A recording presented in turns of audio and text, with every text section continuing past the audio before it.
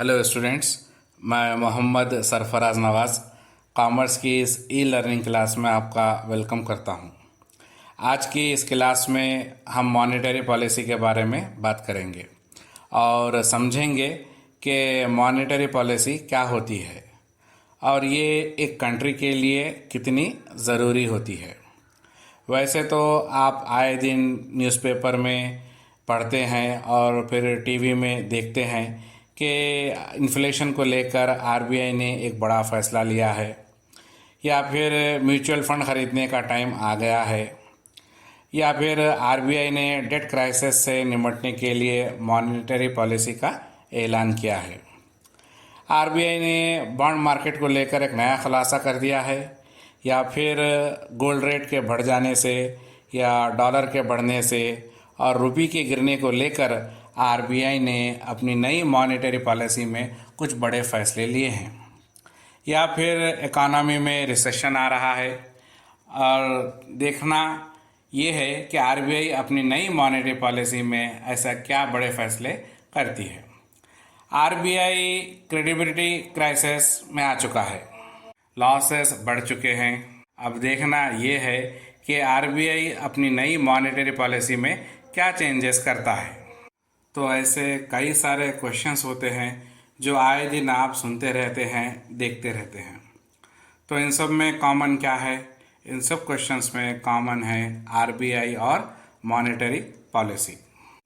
और जब कभी भी कंट्री में इकोनॉमी स्लो होती है या इन्फ्लेशन महंगाई बढ़ती है, अनएम्प्लॉयमेंट ज़्यादा होता है और लोगों को रोज़गार नहीं मिलता, बिजनेस ठप पड़ जाते हैं और इकोनॉमी में फ्लो ऑफ क्रेडिट में रिवर्सिबिलिटी आ जाती है, क्रेडिट सप्लाई शॉर्ट हो जाती है यानी कि कम हो जाती है, रुपये की वैल्यू स्टेबल नहीं रहती या फिर एक्सचेंज रेट्स चाहे वो डोमेस्टिक हो या फॉरेन हो उसमें डिफरेंसेस आ जाते हैं या फिर जीडीपी जिसको हम ग्रॉस डोमेस्टिक प्रोडक्ट कहते हैं को बढ़ाने के लिए या फिर और भी कई सारे इकोनॉमी में सोशियो इकोनॉमी में प्रॉब्लम्स होते हैं।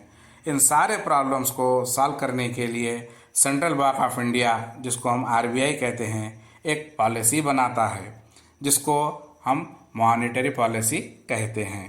तो मॉनेटरी पॉलिसी कौन बनाता है? मॉनेटरी पॉलिसी आरबीआई बनाता है, सेंट्रल बैंक ऑफ इंडिया बनाता है, प्रिपेयर करता है और अनाउंसमेंट भी आरबीआई ही करता है। मॉनेटरी पॉलिसी क्या काम करता है? मॉनेटरी पॉलिसी बैंक्स के लिए या फिर बिजनेस के लिए और कंज्यूमर्स के लिए आसानियां पैदा करता है। उन लोगों को आसानी से कर्ज मिलता है, लोन मिलता है। लोग कब कर्ज लेंगे, लोन कब लेंगे, बिजनेस में कब लोन लिया जाता है या फिर आम आदमी कब कर्ज लेता है?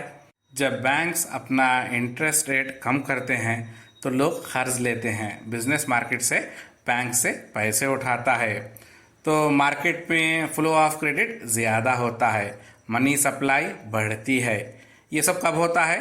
जब रेट ऑफ इंटरेस्ट कम होता है और लॉन्ग टर्म इंटरेस्ट रेट्स कम होते हैं और करेंसी की स्टेबिलिटी बढ़ती है और एक कंट्री का इकोनॉमिक प्रॉस्पेरिटी बढ़ती है और उस कंट्री का वेलफेयर भी होता है। तो ये सब चीज़ें कब होंगी? जब इंटरेस्ट रेट कम होगा। बैंक्स का जो इंटरेस्ट रेट है वो कम होने पर इतने सारे बेनिफिट्स मिलेंगे। तो समझ में आ रहा है मॉनेटरी पॉलिसी क्या होता है? तो मॉनेटरी पॉलिसी एक इंस्ट्रूमेंट है। क्या है? एक टूल है जिसका दूसरा नाम क्रेडिट पॉलिसी है। क्या नाम है दूसरा? क्रेडिट पॉलिसी है और जो इकोनॉमी में क्रेडिट सप्लाई को मेंटेन रखता है और एक इकोनॉमी में क्रेडिट की भी डिमांड और सप्लाई होती है तो मॉनेटरी पॉलिसी उस पर नज़र रखता है और ये मॉनेटरी पॉलिसी में गवर्नमेंट का ये डिसीजन होता है कि मार्केट में कितनी मनी की सप्लाई अवेलेबल होनी चाहिए। ये कौन डिसाइड करेंगे? ये गवर्नमेंट डिसाइड करेगी कि कितना पैसा मार्केट में सप्लाई होना चाहिए, क्योंकि आरबीआई को रुपये की वैल्यू को भी स्टेबल रखना होता है ताकि इकोनॉमी में मैक्सिमम एम्प्लॉयमेंट जनरेट हो सके, लोगों को रोज़गार मिल सके, बिजनेस के लिए नई अपॉर्चुनिटीज़ मुहैया हो सकें। ये सारे काम मॉनेटरी पॉलिसी पर डिपेंड होते हैं। तो मॉनेटरी पॉलिसी असल में क्या करती है? मॉनेटरी पॉलिसी असल में इकोनॉमी में प्राइस स्टेबिलिटी को मेंटेन रखते हुए इकोनॉमी के क्रेडिट फ्लो को बैलेंस रखती है। तो मॉनेटरी पॉलिसी का मेन काम क्या है? मॉनेटरी पॉलिसी का मेन काम प्राइस स्टेबिलिटी है और क्रेडिट फ्लो को बैलेंस रखना है। और मॉनेटरी पॉलिसी नेशनल करेंसी की जो वैल्यू है उसको स्टेबिलिटी देती है, इकोनॉमी में एम्प्लॉयमेंट और इनकम को बढ़ाती है और कंट्री की जो इकोनॉमिक ग्रोथ होती है उसको इनकरेज करती है और उसको प्रमोट भी करती है। और एक कंट्री में कितनी मनी होनी चाहिए और लोगों में या फिर बिजनेस के लिए परचेजिंग पावर ऑफ इनकम को कब बढ़ाया जाए और कब कम किया जाए, ये सारे काम मॉनेटरी पॉलिसी करती है। और इकोनॉमी में फुल एम्प्लॉयमेंट और मनी सप्लाई को एक मॉडरेट तरीके से मॉनेटरी पॉलिसी के थ्रू लाया जाता है।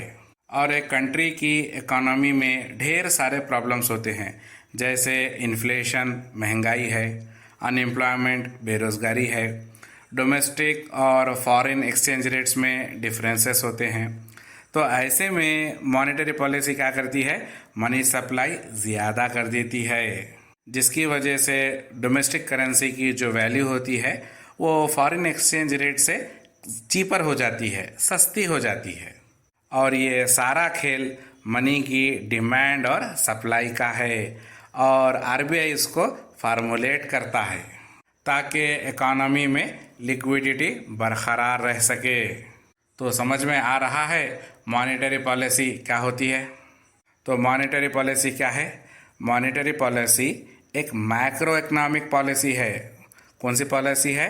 मैक्रो इकोनॉमिक पॉलिसी है, जिसको आरबीआई फ्रेम करता है, जो इकोनॉमी में ग्रोथ पर, कंजम्पशन पर और इन्फ्लेशन पर और लिक्विडिटी पर गहरी नज़र रखता है। मॉनेटरी पॉलिसी जो होती है वो असल में मैनेजमेंट ऑफ मनी सप्लाई को लेकर और इंटरेस्ट रेट को लेकर होती है। तो यहाँ पर किन चीज़ों को लिया गया है? Management of money supply. Money supply में क्या देखा जाएगा? डिमांड और सप्लाई देखी जाएगी। किसकी डिमांड एंड सप्लाई देखी जाएगी? मनी की डिमांड एंड सप्लाई देखी जाएगी। और इंटरेस्ट रेट भी देखा जाएगा, बैंकों का जो इंटरेस्ट रेट होता है उसको भी देखा जाएगा, ताकि इकोनॉमी में सप्लाई ऑफ मनी का मॉडिफिकेशन हो सके। अगर करेंसी को ज़्यादा प्रिंट करेंगे तो प्रॉब्लम है, अगर करेंसी का सर्कुलेशन कम हो गया तो प्रॉब्लम है, अगर इंटरेस्ट रेट को कम करेंगे या फिर ज़्यादा करेंगे तो उनके अलग से इकोनॉमी में कॉम्प्लिकेशंस होंगे, जिसको बेयर करना एक कंट्री के लिए, बैंकर्स के लिए, बिजनेस के लिए बहुत ही मुश्किल होगा। तो उन सब को मॉडरेट तरीके से इकोनॉमी में मनी ईजिली सप्लाई हो सके, तो ये सारे काम मॉनेटरी पॉलिसी में डिसाइड होते हैं। मॉनेटरी पॉलिसी में करेंसी को प्रिंट करना है, इंटरेस्ट रेट्स को चेंज करते रहना है, कभी कम कभी ज़्यादा, और एक्सेस रिजर्व्स को कम करना होता है। ये सारे काम मॉनेटरी पॉलिसी में फ्रेम किए जाते हैं ताकि कंट्री का जीडीपी स्टेबलाइज हो सके। और एक कंट्री की इकोनॉमी में जीडीपी और इंटरेस्ट रेट का आपस में बहुत गहरा ताल्लुक़ है।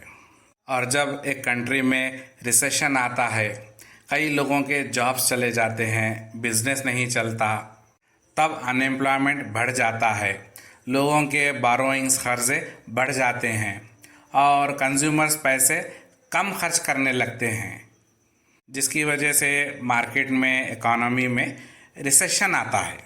और जो पैसे बैंक्स में रखे हुए हैं और वो पैसे जो बिज़नेस में सर्कुलेट हो रहे हैं और वो पैसे जो कंज्यूमर्स के पास रखे हुए हैं, तो इन सारे पैसों का मनी सप्लाई ना कम हो ना ज़्यादा हो, मॉडरेट रहे। ओवरऑल मनी सप्लाई को देखना, इकोनॉमी में जो मनी सप्लाई है उसका ओवरऑल रिव्यू करते रहना, ये आरबीआई का काम है, जो मॉनेटरी पॉलिसी बनाता है। और जब इंटरेस्ट रेट को कम किया जाता है तो लोग ज़्यादा कर्ज लेते हैं, कंज्यूमर्स ज़्यादा चीज़ें खरीदेंगे और पैसे ज़्यादा खर्च करेंगे, एम्प्लॉयमेंट बढ़ता है, बिजनेस एक्सपेंशन होता है और कर्ज लेना आसान हो जाता है और चीज़ों का जो भी डिमांड होता है, इन्वेस्टमेंट होता है, वो बढ़ जाता है। और अगर जब आरबीआई मॉनेटरी पॉलिसी में इंटरेस्ट रेट को बढ़ा देते हैं तो क्या होता है, जब कर्ज लेना मुश्किल हो जाता है, लोन आसानी से नहीं मिलते क्योंकि इंटरेस्ट रेट ज़्यादा होने की वजह से लोन ज़्यादा नहीं लिया जाएगा, कंज्यूमर्स चीज़ें कम खरीदने लगते हैं और बिजनेस अपने सारे एक्सपेंशन को पोस्टपोन कर देते हैं, अनएम्प्लॉयमेंट बढ़ जाता है, कंपनीज में, फैक्ट्रीज में, इंडस्ट्रीज में चीज़ों का प्रोडक्शन कम हो जाता है। इंटरेस्ट रेट्स के बढ़ जाने से इकोनॉमी में मनी सप्लाई घट जाती है, कम हो जाती है और चीज़ों का डिमांड कम हो जाता है। तो देखा आपने कि सिर्फ इंटरेस्ट रेट को बढ़ाने से क्या होता है और कम करने से क्या होता है और इसका सीधा असर इकोनॉमी पर कैसे पड़ता है। तो इसलिए आरबीआई क्या करता है, इसलिए आरबीआई मॉनेटरी पॉलिसी बनाता है ताकि कंट्री की इकोनॉमी में आसानी से मनी सप्लाई हो सके और एक कंट्री में चीज़ों के प्राइसेस स्टेबल रह सकें, करेंसी की वैल्यू बरकरार रह सके। तो इन सारे चीज़ों के लिए मॉनेटरी पॉलिसी बनाई जाती है। तो समझ में आया मॉनेटरी पॉलिसी क्या होती है। और मैं उम्मीद करता हूँ कि आपको आज की ये क्लास समझ में आई होगी। तो हमारी इस क्लास को यहीं पर रोकते हैं और मिलते हैं अपनी नेक्स्ट क्लास में। तब तक के लिए अपना ख्याल रखिए और अपडेट होते रहिए और हर रोज़ कुछ नया सीखिए। Thank you.